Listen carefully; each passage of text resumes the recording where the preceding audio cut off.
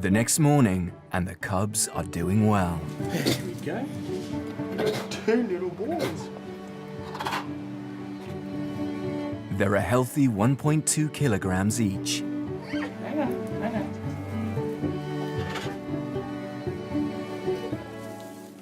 And as the days roll by, the cubs continue to thrive under Giles's watchful eye. So we try and spend a little bit of time with them every day. It's really important because ultimately from day one we've been building our bond with them. And the fact that they just get used to, you know, hearing my voice and the sensation of being touched and picked up and stuff is really good. His eyes are still completely closed, so this is day 8, but... Yeah, it's usually between 6 and 12. Yeah.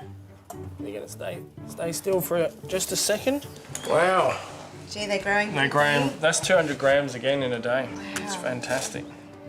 So they're only 12 days old and they're all already double their birth weight. The stronger and bigger you get, the quicker you get, the better your chance of survival in the wild. Just noticed that one little eye was open, which is awesome. You can see me now, sort of. You can see a shadow anyway.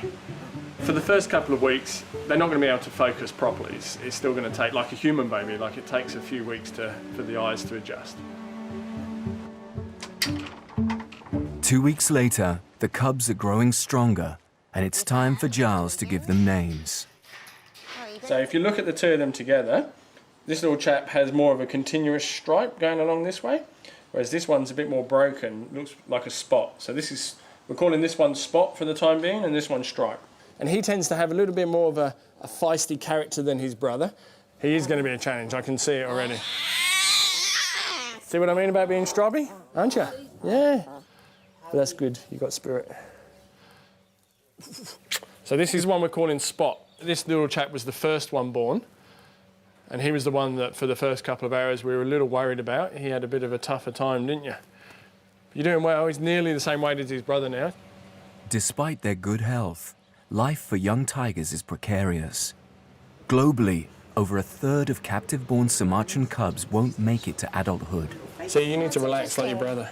Relax, hey? So Giles has made a difficult decision to safeguard the cubs' future. Big wide world. Oh, you're going to pass with flying colours, buddy. Yeah. He's going to hand-raise them himself at home, so he can give them 24-hour care.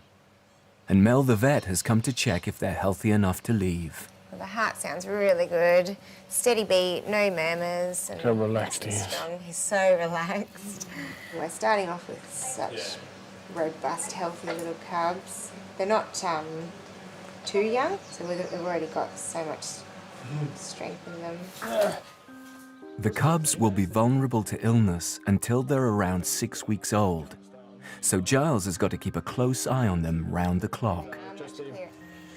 There is an awful lot of pressure, you know, there's, first and foremost, you know, there's pressure because these guys are so important to not only us here at the zoo, but also to the breeding program, potentially a lot of eyes around the world that are, you know, watching what we're doing and making sure we do a good job. We'll give it a good go, hey? We're giving it a good go. You're so fluffy. Hand-raising the cubs will also help prepare them for their future lives at the zoo.